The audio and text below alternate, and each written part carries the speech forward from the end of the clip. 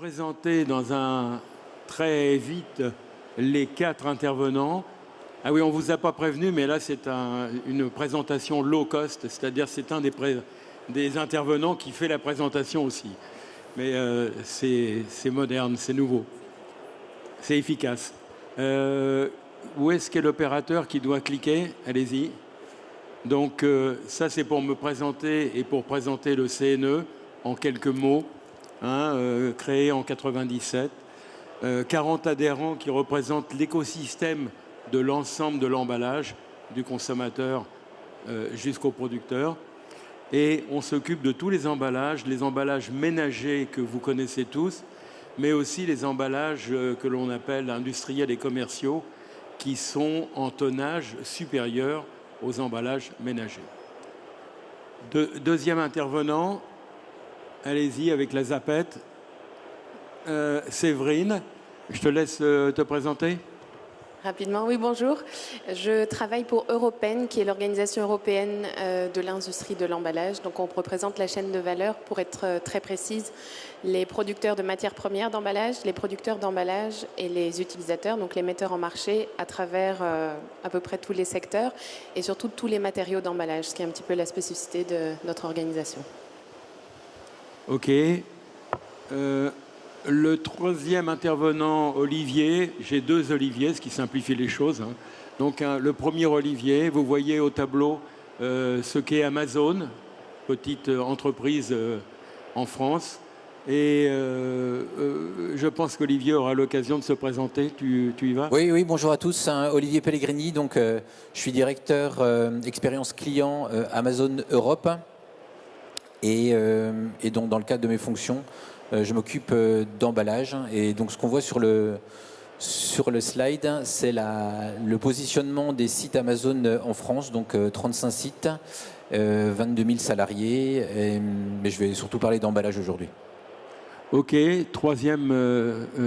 quatrième, Ouais. Olivier. Merci Michel, bonjour à tous. Olivier Larose, je suis directeur du développement durable pour CCEP, Coca-Cola Euro-Pacific Partners. On embouteille et on distribue toutes les marques de la Coca-Cola Company. Et donc moi, mon périmètre est France. OK, donc on va essayer tous les 4 de répondre à 2 questions. Et je vais tout de suite poser la première question. On a tous entendu parler de respect de l'environnement, de développement durable, d'économie circulaire. Toutes les expressions successives qui ont le même objectif, réduire l'impact sur l'environnement. Donc, la question que je pose à tout le monde, et je me la pose aussi, comment cela se décline-t-il sur les emballages? C'est-à-dire, comment fait-on? Qu'est-ce qu'on fait? Je change donc de casquette et je vais commencer à répondre à cette question en donnant quelques chiffres. Je voudrais juste rappeler que l'emballage, lorsque l'on prend un produit standard, moyen, c'est-à-dire un produit qui n'existe pas, mais quand on prend le panier moyen de la consommation en France, l'emballage représente 8% des impacts d'un produit fini. C'est-à-dire que le produit fini, il y a 92%, c'est le produit lui-même qui impacte l'environnement. Alors, ce n'est pas des chiffres du CNE, c'est des chiffres de l'ADEME, donc c'est des chiffres des pouvoirs publics. Ça, c'est le premier chiffre que je voulais rappeler. L'emballage, on a souvent coutume de dire, ce n'est pas le problème, c'est la solution. Ça peut être la solution à un tas de choses, que ce soit au gaspillage ou autre. La deuxième chose que je voudrais aussi donner comme chiffre, pareil, un chiffre qui est vrai dans tous les pays développés, que ce soit en Europe, aux États-Unis et ailleurs. Je ne parle pas des produits moins développés, mais des pays moins développés, mais dans les pays développés, l'emballage représente environ 1,5 à 1,7% du CO2 dégagé. On parle beaucoup de décarbonation actuellement. Il faut juste comprendre que ce n'est pas uniquement en travaillant sur les emballages qu'on peut décarboner notre monde. Évidemment, les petits ruisseaux font les grandes rivières, hein. Donc si on peut faire des choses sur l'emballage, on le fera, et les entreprises le font, et je crois qu'elles vont vous le démontrer. Mais il faut garder en tête que la décarbonation, elle passe aussi par d'autres gestes dans d'autres domaines. Voilà. Donc, je passe la parole au speaker suivant, qui est, je crois, Séverine. Oui, merci. Donc, du point de vue, peut-être pour répondre à la question du point de vue législatif européen... Ah, c'est pas moi. C'était Olivier en premier. Ah, c'est pour moi la question. Ouais. Ok, ça marche. Donc, l'emballage, en effet, est central. Chez Amazon, donc, on expédie nos colis et le premier contact qu'a le client final avec Amazon, c'est à travers le packaging et on doit être irréprochable à ce titre. Et donc l'emballage, il est important, même si ça ne fait pas l'ensemble de l'impact carbone, mais on travaille sur l'emballage pour sa contribution directe, mais également indirecte, dans le sens où lorsqu'on a un emballage qui est optimisé, on va participer à la réduction du nombre de camions sur les routes et donc la densité et le remplissage des camions. Alors, chez Amazon, on a signé le Climate Pledge, ce qui veut dire qu'on a pris un engagement important pour obtenir et atteindre zéro émission nette carbone d'ici 2040. Et donc, dans ce cadre-là, nous travaillons sur l'emballage et à travers plusieurs axes. Le premier axe, c'est l'élimination. Parce que pas d'emballage, pas d'impact. Juste pour vous donner un ordre de grandeur, aujourd'hui, on a sur l'année 2023, dans le monde, 12% de nos expéditions qui sont faites sans emballage. Alors comment on arrive à ça ? On travaille activement avec nos partenaires de vente pour qu'ils développent des emballages résistants, de sorte qu'on n'ait pas besoin de suremballer pour livrer le client de manière satisfaisante. Nous avons également une batterie de tests, des drop tests, pour vérifier que l'emballage va être suffisamment protecteur et donc livrer le client selon ses attentes. Ça, c'est le premier axe.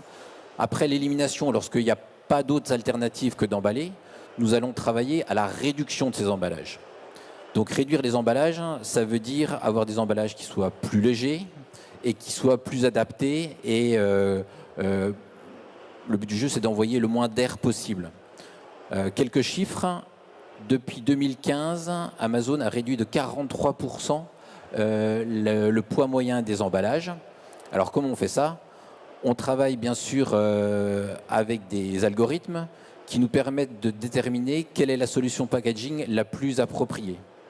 Dans l'ensemble de notre portefeuille solution packaging, de l'ordre d'à peu près 80 types d'emballages, le système va sélectionner l'emballage le plus adapté en fonction des informations dont on dispose, le poids, les dimensions, la classification de l'article que l'on envoie, et donc on va choisir l'emballage le plus approprié. On travaille également en termes d'innovation sur le développement de nouveaux matériaux. Et puis enfin, nous travaillons à l'automatisation de nos process qui nous permettent d'avoir des emballages les plus adaptés en termes de taille. Au global, aujourd'hui, plus de 50% de nos expéditions se font sans emballage ou avec des emballages qui sont optimisés, des enveloppes cartonnées ou des sacs papier. Et puis le dernier point, le troisième point, c'est le recyclage. Donc 100% de nos emballages sont recyclables. Il y a quelques années, on a pris l'initiative d'éliminer totalement le plastique. Donc on n'a plus de contenants plastiques. On a même éliminé les systèmes de calage, donc les espèces de coussinets en plastique qui étaient à l'intérieur de nos contenants ont été éliminés également. Tout dernier point, mais qui est beaucoup plus récent et pour lequel nous sommes toujours en phase de développement, c'est travailler sur la réutilisation de nos emballages. Et peut-être que vous avez lu ça récemment, mais on est en phase de test avec des startups dans le cadre de notre programme Amazon Sustainability Accelerator. On finance des tests avec des startups innovantes qui nous aident à travailler sur une solution packaging qui nous permettent le réemploi, la réutilisation. En ce moment, nous sommes en test sur le site de Montélimar avec une start-up française qui s'appelle Ipli, qui est présente sur le salon et avec lequel on teste et on mesure en fait le process de récupération, de retour de ces emballages. Et on va également capter les retours, les avis de nos consommateurs qui sont déterminants et essentiels dans notre process. Ok, merci. On connaît bien cette start-up parce qu'on l'avait invitée à parler à une de nos matinées. Donc, la boucle est bouclée. Séverine ? C'est la bonne. Oui, donc oui, je disais, il y a plusieurs choses qui sont assez intéressantes et importantes au niveau européen, plus d'un point de vue législatif, qui impactent l'emballage. Donc, on parle de plusieurs aspects. Le premier, comme vous savez, c'est on commence un nouveau mandat au niveau européen. On a eu des élections au mois de juin. On a une nouvelle Commission européenne qui va bientôt être mise en place. Et donc, la présidente de la Commission européenne a fait quelques annonces il y a plusieurs semaines, notamment pour la publication à venir d'un deal européen pour une industrie propre, dont on ne connaît pas encore le contenu, mais qui va vraiment viser à décarboner l'industrie, qui va regarder d'autres aspects tels que la réduction des coûts de l'énergie, entre autres. Et une autre annonce qui a été faite, c'est un acte européen sur l'économie circulaire. Donc il y a l'aspect décarbonisation et il y a l'aspect aussi économie circulaire qui sont deux pans très importants au niveau européen, encore plus maintenant, parce qu'on voit que ces problématiques sont remontées à l'agenda politique. Et donc on peut s'attendre à avoir un impact encore plus grand sur l'emballage et la durabilité de l'emballage. Et peut-être pour faire écho à ce qui a été dit, il y a évidemment beaucoup de travail qui est déjà fait au sein de l'industrie. Un des thèmes de notre discussion aujourd'hui, c'est la responsabilité.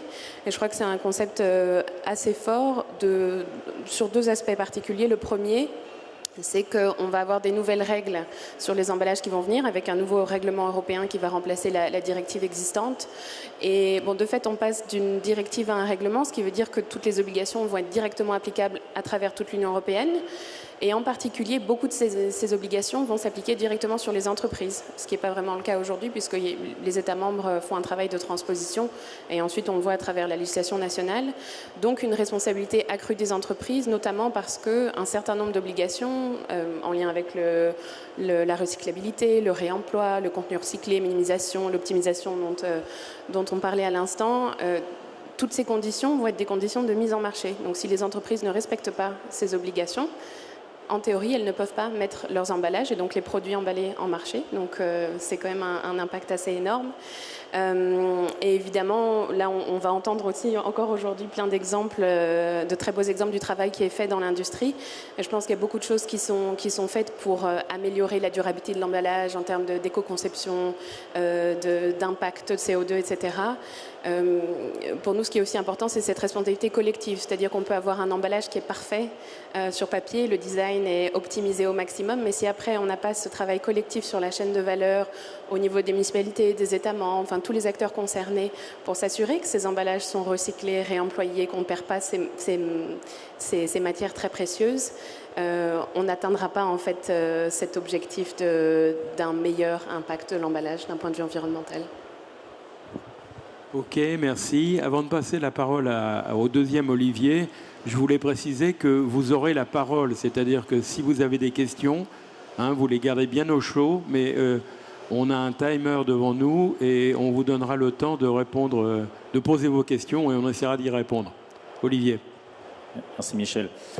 Alors, côté Coca-Cola, pour la France, on a pris l'engagement, comme vous, de totalement décarboner nos activités sur toute la chaîne de valeur, les 3 scopes, d'ici 2040, atteindre le net zéro, versus 2019, avec une trajectoire à moins 30% en 2030. Donc, on travaille vraiment sur tous les éléments de la chaîne de valeur. Le scope 3, chez nous, représente 96%, donc on ne peut pas l'occulter. Et puisqu'on est là pour parler des emballages, les emballages au niveau de la France représentent 46% de nos émissions.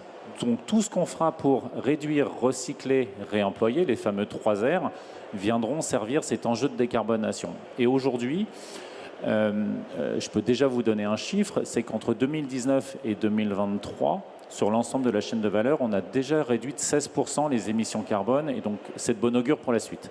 Maintenant, si je rentre dans les actions, les fameux 3 R que l'on mène chez nous. Donc le point d'entrée, j'aurais tendance à dire, c'est vraiment la réduction. Donc tendre vers le minimum d'emballage. Et j'ai pas mal d'éléments, de proof points qu'on a déjà travaillé. Le premier, entre 2010 et 2023, on a réduit de 23% le tonnage de PET. Donc le PET, c'est la résine plastique qui sert à faire les bouteilles dans l'industrie de la boisson. 23% au travers d'efforts d'allègement de la structure des bouteilles. Donc ça, c'est énorme, 23%. Deuxième, on s'est mis en conformité du texte européen, on a attaché les bouchons, on en a profité pour attacher les bouchons, pour réduire, pour éco-concevoir les bouchons, et ça nous permet de réduire de quasiment 1600 tonnes en France la quantité de plastique non mise en marché, donc c'est énorme. Sur la partie réduction, on a aussi... vous avez dû le voir, quand vous allez en grande distribution, vous avez des canettes qui étaient jusqu'à présent regroupées avec des films de regroupement. On les a substituées par une attache en carton Somital qui a permis d'économiser à peu près 700 tonnes tous les ans. Alors vous allez me dire, le film au plastique, au début, le film en plastique qu'on avait préalablement était recyclable parce qu'il est composé de 100% PE.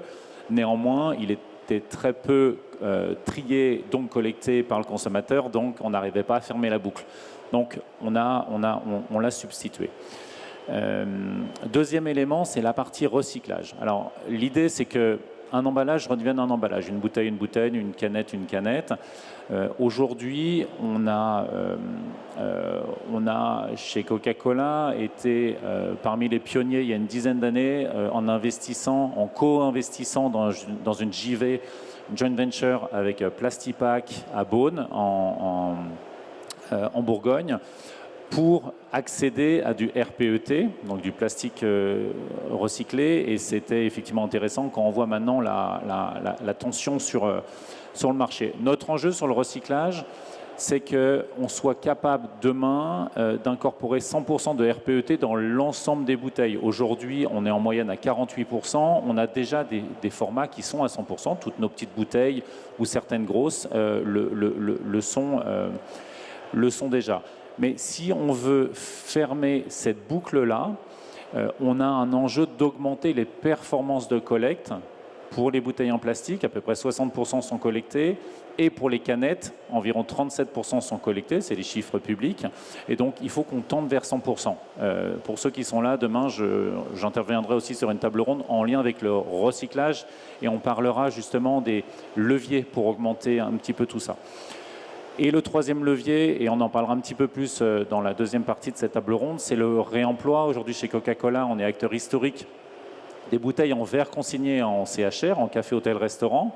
Aujourd'hui, on a finalisé une conversion de 100% de nos marques vers des bouteilles en verre consigné qui nous appartiennent, pour les marques Coca-Cola, mais aussi pour toutes les autres marques, Fanta, Sprite, Minute Maid et ainsi de suite.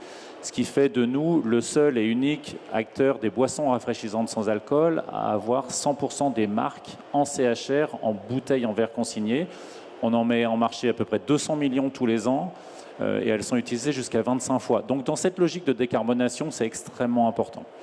Et le dernier point, et de manière très simple, on mène aussi des expérimentations aujourd'hui sur le retour des bouteilles en verre consigné en grande distribution. Mais je vous en parlerai sur la deuxième partie. Alors, si vous êtes attentif et que vous ne dormez pas, vous avez dû noter un écart assez important, un grand écart entre les 46% qu'annonçait Olivier sur l'impact carbone de son produit et les 8% que je vous annonçais au début. En fait, il faut dire que la bouteille de Coca, c'est l'extrême, c'est-à-dire que la matière première impacte très peu, le produit impacte très peu et l'emballage pèse beaucoup. Mais à l'autre extrême de la consommation, vous pouvez avoir par exemple de la viande où en général l'emballage intervient pour moins de 1% et d'autres produits où les produits laitiers notamment, où l'emballage représente quasiment rien par rapport à l'impact de tout l'amont. Donc c'est pas incompatible, hein. Je voulais rassurer tout le monde, il ne s'est pas trompé, je ne me suis pas trompé. On parle bien du produit moyen. Il y a des extrêmes, et c'est vrai que les eaux minérales et les eaux non alcoolisées sont un extrême au niveau de l'emballage, et c'est pour ça qu'ils travaillent d'arrache-pied pour pour trouver des solutions. Alors, maintenant, on passe à la deuxième question, c'est que je crois que Amazon en a déjà parlé, mais il ne faut pas oublier qu'au bout du bout, il y a un consommateur, hein, et donc, in fine, c'est le consommateur qui décide. Est-ce que les innovations que vous proposez en 2024 sont de nature à toujours le séduire? Parce qu'on parle beaucoup réemploi, ristourne, consigne, pardon. Est-ce que le consommateur va adhérer? Et donc ça va être ma deuxième question aux trois qui m'accompagnent. C'est est-ce que les innovations qui arrivent sont de nature à le séduire, ou est-ce que la législation va peut-être les obliger à être séduits? Séverine. Oui, donc en effet, je ne vais pas me prononcer sur les innovations elles-mêmes parce que je pense que je ne suis pas la mieux placée. Mais c'est une question intéressante parce qu'on a l'impression parfois au niveau européen qu'on a tendance à un petit peu oublier le consommateur et tous ces aspects fonctionnels en fait de l'emballage. Et nous, c'est quelque chose sur lequel on alerte beaucoup le législateur, de dire c'est très important de décarboner l'emballage, c'est très important d'atteindre cette économie circulaire dont on a vraiment besoin pour un tas de raisons. Cela dit, n'oublions pas que l'emballage n'est pas juste là pour faire joli. Michel le mentionnait au début, l'emballage a tout un tas de fonctionnalités qui aussi permettent de réduire d'autres impacts en termes de gaspillage des produits, en termes de protection, etc. Et donc pour nous, c'est vraiment clé que la législation ne soit pas un frein à cette innovation qui permettra de rendre la vie du consommateur plus facile, qui permettra aussi de cibler les différents besoins des consommateurs. Et aujourd'hui, malheureusement, on voit quelques barrières à cette innovation qui est tellement importante sur plusieurs aspects. Le premier, d'un point de vue européen, c'est qu'on voit que les différents États membres sont toujours tout à fait autorisés et le font encore aujourd'hui de légiférer de manière unilatérale. Donc on a des règles qui parfois n'ont rien à voir d'un État membre à l'autre, alors qu'on a quand même un cadre européen de base. Ça, c'est vraiment un casse-tête pour les entreprises. La seconde, c'est qu'on manque parfois encore de signaux forts pour faciliter ces investissements et cette innovation dont on a tellement besoin. Juste pour mentionner brièvement un sujet qui est très fort au niveau européen et sans doute au niveau français aussi, étant donné les différentes annonces d'investissement, c'est à propos du recyclage chimique. On attend encore ce signal en fait, de la part du législateur pour encourager les entreprises à se lancer et à aboutir en fait, avec ces différents investissements. Et le dernier, c'est parfois la complexité pour les entreprises de suivre les différentes législations qui parfois se chevauchent. Parce que souvent on a des lois qui s'appliquent un petit peu en silo. Juste pour mentionner un exemple, on a donc cette directive futur règlement sur les emballages et déchets d'emballage. On voit aujourd'hui que la Commission européenne est en train de se préparer à la révision sur le règlement pour les matériaux qui sont en contact avec les denrées alimentaires. Et la Commission maintenant a l'idée de regarder la durabilité de ces matériaux.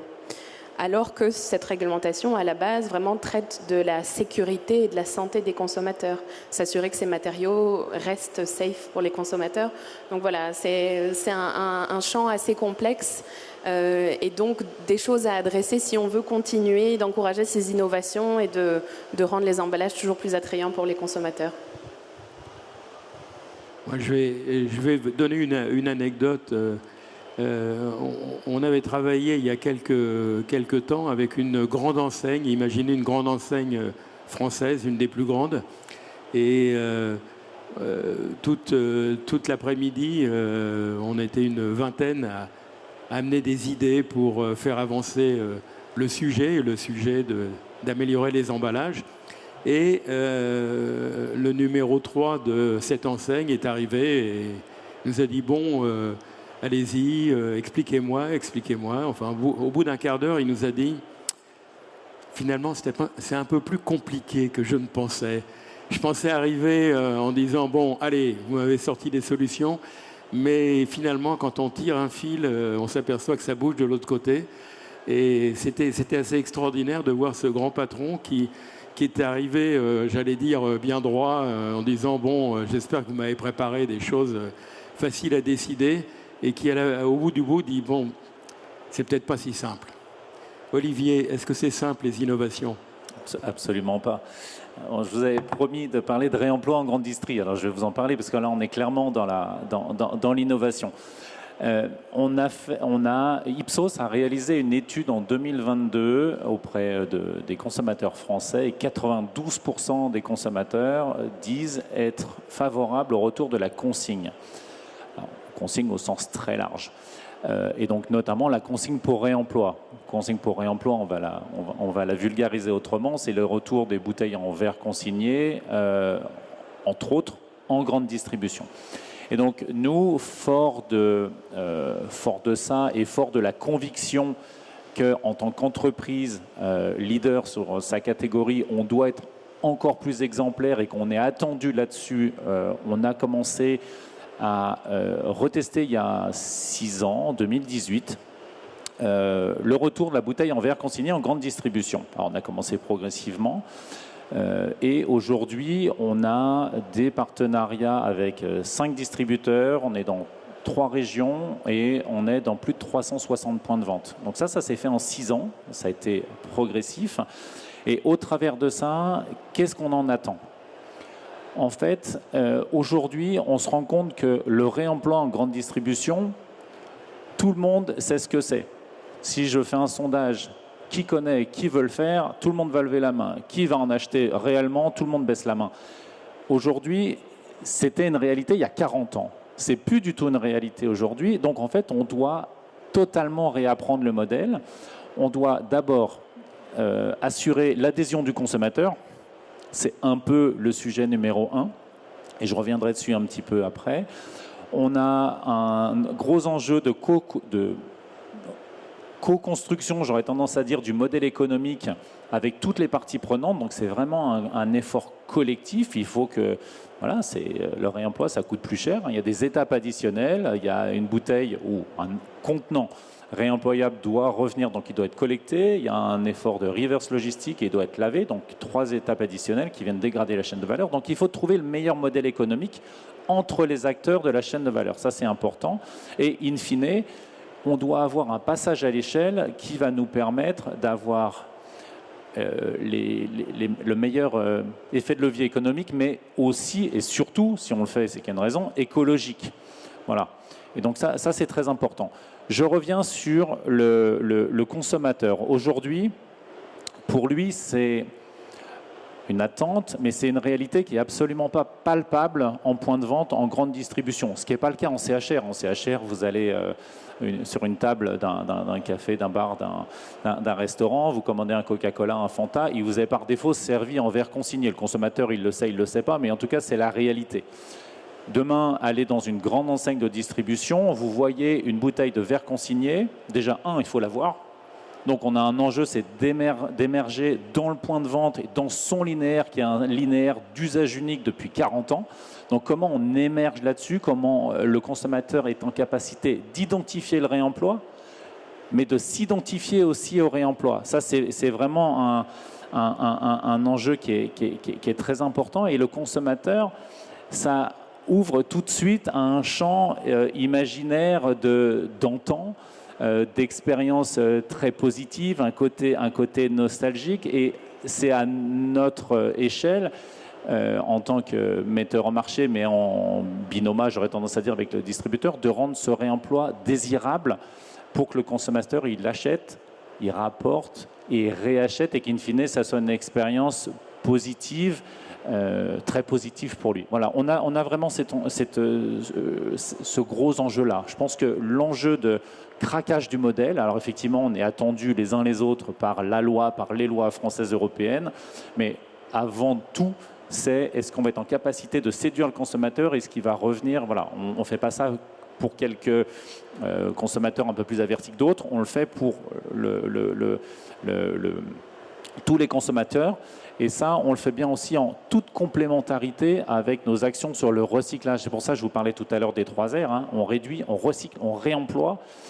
Et il faut qu'il y ait un emballage au bon endroit, au bon moment pour un instant de consommation. Une bouteille en verre consigné que vous allez retrouver en grande distribution ne fait pas forcément du sens sur de la nourriture à emporter sur une sandwicherie ou vice-versa, et ainsi de suite. Donc on essaye de creuser ce point-là. Et je terminerai sur un petit point pour vous montrer qu'on y croit chez Coca-Cola. Vous avez dû voir dans la presse, il y a quelques mois, qu'on investit en ce moment 146 millions d'euros sur notre usine de Grigny. Quand vous prenez la 6 pour partir au ski ou en vacances, à droite, il y a plein de grues en ce moment. 146 millions d'euros, c'est énorme. On investit dans un pôle industriel d'excellence en France. Et dans ces 140 millions d'euros, il y a 32 millions qui correspondent à une ligne de verre consigné, qui est la ligne probablement la plus moderne et plus performante de France, qui va monter jusqu'à 60 000 bouteilles heure, qui va permettre d'adresser plusieurs formats, qui va permettre de faire à la fois des produits gazeux, des produits plats, plusieurs formats, je crois que je l'ai déjà dit. Donc voilà, on y croit et on continue voilà, dans cette innovation permanente. Alors, chez Amazon, on a l'habitude de dire que sans le consommateur, on n'est pas grand-chose. Et donc, on va être en support de toute initiative qui répond à une attente de consommateur. Et lorsqu'on questionne nos consommateurs, lorsqu'on récupère des anecdotes, des commentaires via notre service client, via les commentaires qu'ils peuvent apposer sur notre site, au global, les consommateurs, ils sont assez clairs. Ils veulent un emballage qui permette de recevoir leurs commandes dans de bonnes conditions. Ils nous signifient qu'ils veulent un emballage qui est recyclable. Ils ne veulent pas de plastique. Ça a été un message très très clair et qui a dicté notre initiative dont j'ai parlé tout à l'heure. Ils détestent avoir des emballages qui soient surdimensionnés. Ça, c'est une évidence. Et donc, ils nous challengent tous les jours autour de ces éléments-là. Et donc, en fait, notre démarche au quotidien, c'est de répondre à ces attentes. Alors, les dernières innovations, souvent, ça passe par des choses qui ne sont pas forcément transcendantes ou qui sont très, très visibles. Mais ça va passer par des initiatives, notamment sur notre site. Sur notre site, vous pouvez choisir si vous voulez grouper vos livraisons pour pouvoir être livré en une seule fois plutôt que multiplier les livraisons. Donc moins d'emballage, moins de camions sur les routes.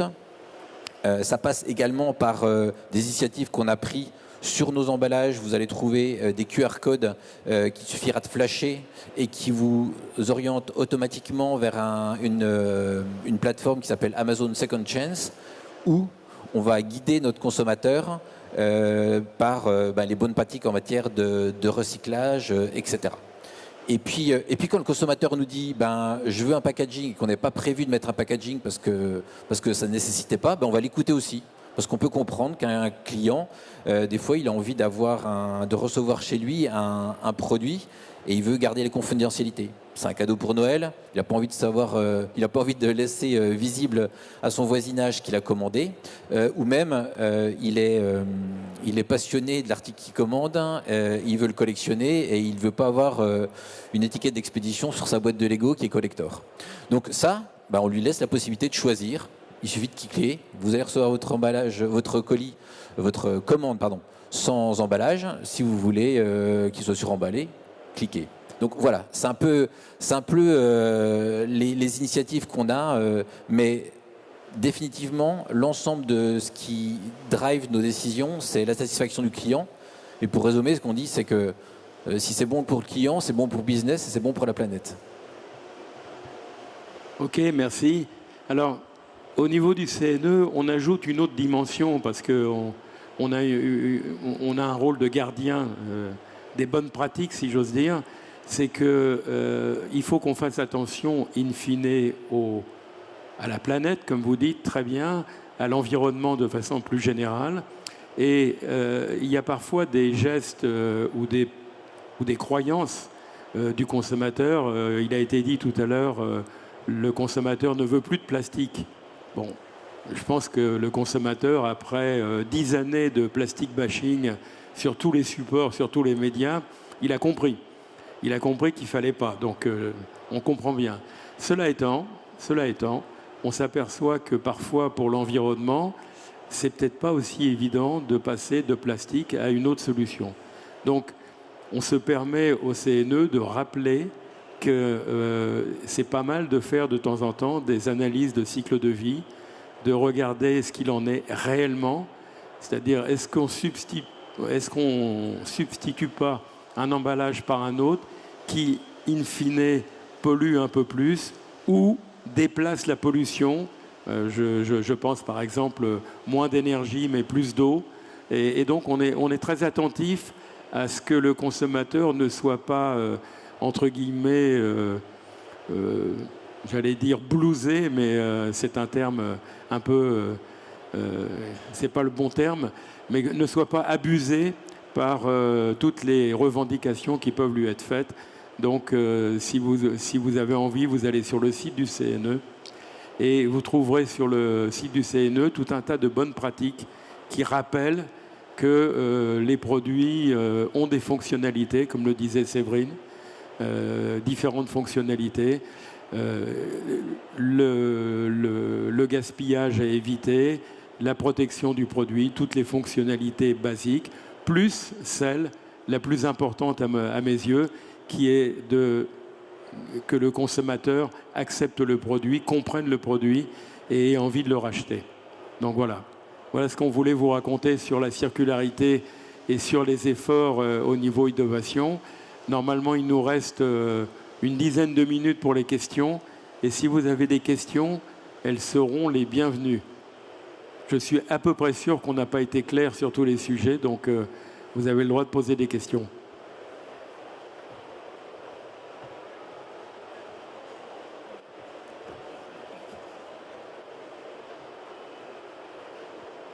Alors, moi, je vais me permettre d'en poser... Ah, et vous avez une question, pardon.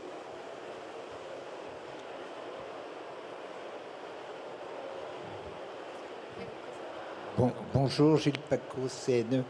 J'ai une question pour Amazon. Est-ce que vous avez des quantifications, des statistiques sur les avis des consommateurs, ce que pensent les consommateurs des mesures que vous avez mises en place? Oui, nous avons un système en fait de collecte d'informations et nous menons aussi des campagnes de questionnaires qui nous permettent de chiffrer ces éléments et de confirmer que nous sommes sur la bonne voie. Oui. Mais proactivement également, nous sommes à l'écoute de leur retour qui peuvent venir de différentes sources. Ils peuvent mettre des commentaires sur le site. Ils appellent les services clients. Et donc, on a différents moyens d'information au-delà de questionnaires plus spécifiques.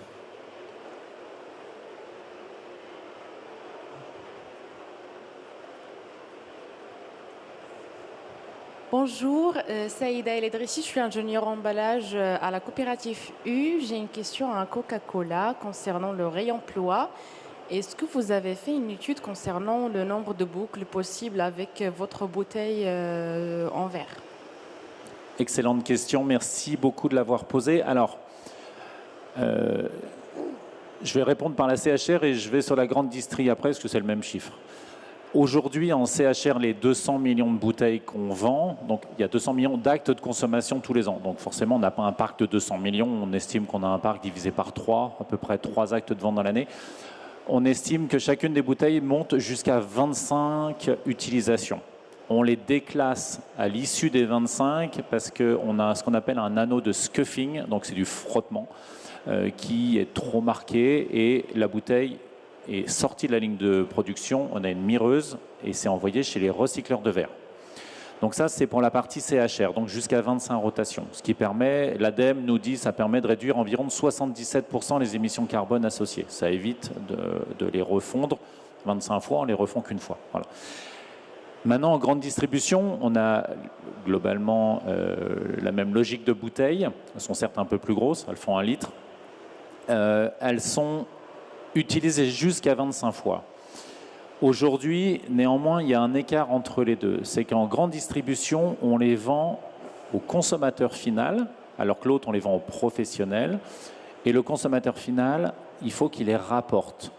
Et on a cet enjeu qui est chez Coca-Cola, mais qui est aussi chez tous les metteurs en marché, producteurs qui font aujourd'hui du réemploi à destination du conso final en B2C.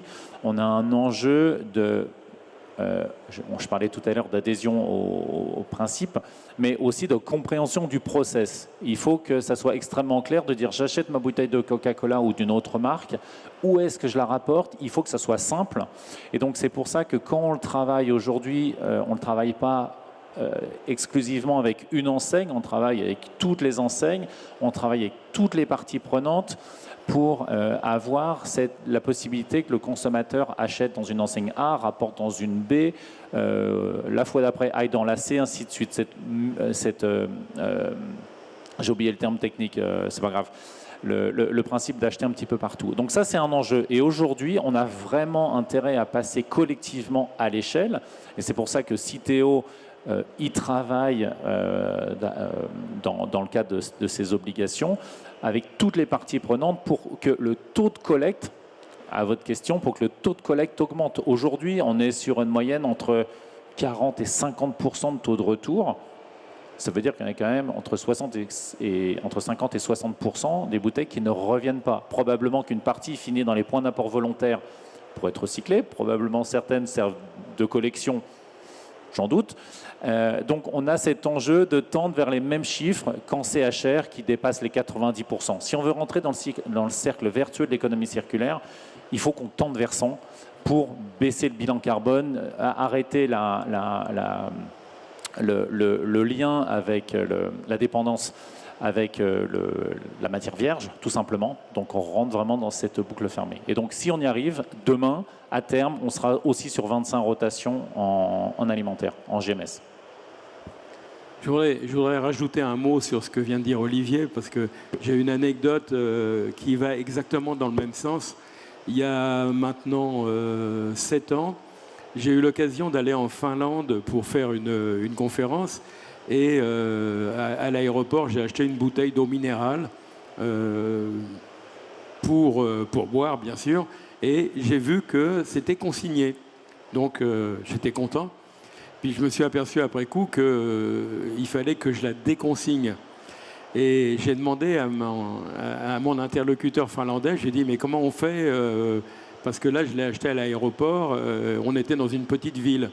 Et il m'a dit, bah ouais, c'est un vrai problème parce que au début, le seul supermarché de la ville, il voulait pas déconsigner les bouteilles qui n'étaient pas achetées chez lui. Et en disant, non, vous êtes gentil, moi, il faut que je rende la consigne et que j'amasse les bouteilles en plastique. Je ne les ai pas vendues. Donc, c'est pour vous montrer que c'est vraiment tout un ensemble. Il faut que tout le monde joue le jeu, que ce soit le producteur, le consommateur, le distributeur, parce que les choses ne sont... les problèmes, on ne les trouve pas toujours là où on avait pensé les trouver. Et dans la continuité de ce que tu viens de dire, Michel, et sans spoiler la conférence recyclage de demain 14h à laquelle je vous invite, on va parler de recyclage. Et l'enjeu sur la circularité des bouteilles en plastique ou des canettes, en fait, il y a déjà de nombreux pays qui ont trouvé la solution. L'Allemagne, la Norvège, la Suède, l'Estonie, il y en a beaucoup. Et en fait, ils ont mis en place ce qu'on appelle la consigne, mais pour recyclage, pas la consigne pour réemploi dont j'ai parlé, mais la consigne pour recyclage. C'est exactement ce que tu as dit. Ça veut dire que tu vas vendre une bouteille ou une canette en aluminium et en plus du prix de vente, on va adosser un montant de consigne qui va motiver le consommateur pour rapporter. Et donc, fort de ça, tous ces pays-là ont eu des sauts de performance, mais qui ont dépassé les 90, 95, 97%. Et donc, en fait, sont rentrés dans le côté vertueux de l'économie circulaire. Et donc, nous, c'est ce qu'on pousse aussi chez Coca-Cola pour la France. C'est qu'aujourd'hui, on sait que 6 bouteilles sur 10 en plastique sont collectées. 37% des canettes, j'en ai parlé tout à l'heure. Et donc, si on veut tendre vers l'économie circulaire, il faut augmenter massivement les performances de collecte. Et aujourd'hui, on sait qu'il y a un des leviers sur la base des benchmarks internationaux qui est celui-là, celui de consigner l'emballage. Donc voilà, et je sais qu'il y a des choses qui se font aussi au niveau européen. Séverine, peut-être que tu veux en parler. Et vous avez compris que la question suivante, c'est pourquoi on ne le fait pas en France? Donc, ni les uns ni les autres ne pouvons répondre à cette question. Ça apparaît un petit peu compliqué chez nous, mais si tu peux dire 2 mots, vas-y. Oui, alors je ne peux pas répondre sur pourquoi on ne le fait pas en France, mais en tout cas ça va arriver puisque ça va être une obligation qui va être inclue dans le futur règlement européen sur les emballages. Donc ça c'est sur le sujet consigne. En effet, sur la problématique de la collecte, oui, c'est une discussion plus large. Il y a encore plein de travail qui doit être fait. Au niveau européen, un des pans qui est inclus dans le futur règlement sur les emballages, c'est notamment cette problématique d'étiquetage. Je crois que le panel précédent en parlait. L'idée, c'est vraiment de rendre cette démarche de tri par le consommateur plus simple, qu'on puisse indiquer aux consommateurs de manière très simple où est-ce qu'ils doivent disposer de leurs emballages. Parce qu'en fait, sans cette première étape de collecte, on n'atteindra jamais en effet ces objectifs de circularité et on ne pourra jamais récupérer ces matériaux très précieux. Et évidemment, on pourrait parler aussi de toutes les pratiques d'incinération et de décharge qui sont encore assez problématiques et qui, j'espère, dans le futur vont aussi être réduites. Mais probablement l'agenda politique européen, mais probablement français aussi, va dans un sens pour réduire ces pratiques aussi. Ok, on est absolument dans les temps. Éventuellement une dernière question. Alors une dernière question. Et ensuite, on vous rendra votre liberté. Merci. Bonjour, Sandra Lafargue, je suis responsable Foodtech chez Sesamers, qui est un média qui couvre toute l'actualité des startups à l'échelle mondiale. On est présent sur différents events tech, en l'occurrence, donc c'est pour ça que je suis là aujourd'hui à All for Pack. J'ai une question qui va concerner à la fois Amazon et Coca-Cola. Vous disiez que vous aviez lancé un accélérateur pour détecter et faire de partenariats avec des startups en lien avec le packaging chez Amazon. Dans quelle mesure est-ce que vous collaborez avec des startups? Est-ce que vous observez un peu de loin ce qui se fait? Ou est-ce que vraiment vous faites des partenariats disons opérationnels? Est-ce que vous investissez dans des startups? Voilà, quelle forme finalement prennent ces collaborations? D'accord, je commence, je me permets. Donc, sur ce programme donc, à ASA, donc Amazon Sustainability Accelerator, les startups postulent et nous font et nous sollicitent dans le cadre de ce programme. Et puis, on a une démarche de sélection des startups qui répondent à nos attentes. On va évaluer donc leur engagement, leur aptitude à répondre à une question et à une problématique qui nous intéresse.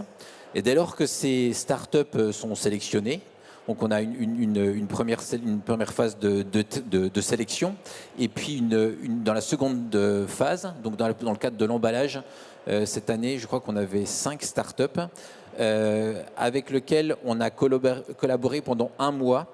L'idée étant de leur faire visiter des sites, de leur faire découvrir en fait l'environnement dans lequel nous travaillons. Nous avons fait rencontrer des personnes en charge de l'emballage, de la mise en œuvre de ces emballages sur nos lignes de conditionnement pour que la start-up arrive avec une solution viable et qu'elle nous propose une solution qui s'intègre complètement dans notre environnement. C'est vrai que la start-up n'a pas forcément en tête la configuration de nos tables de packing, comment ça fonctionne. Et donc, à l'issue de ce mois d'accompagnement, les start-up sont revenues avec des solutions. Je veux dire que je faisais partie du comité de sélection. C'est assez bluffant, leur aptitude à réagir et à modifier, non pas un modèle, mais les solutions proposées. Et sur cette base-là, nous avons retenu 2 startups avec lesquelles donc, nous faisons des essais, Ipli notamment que j'ai cité.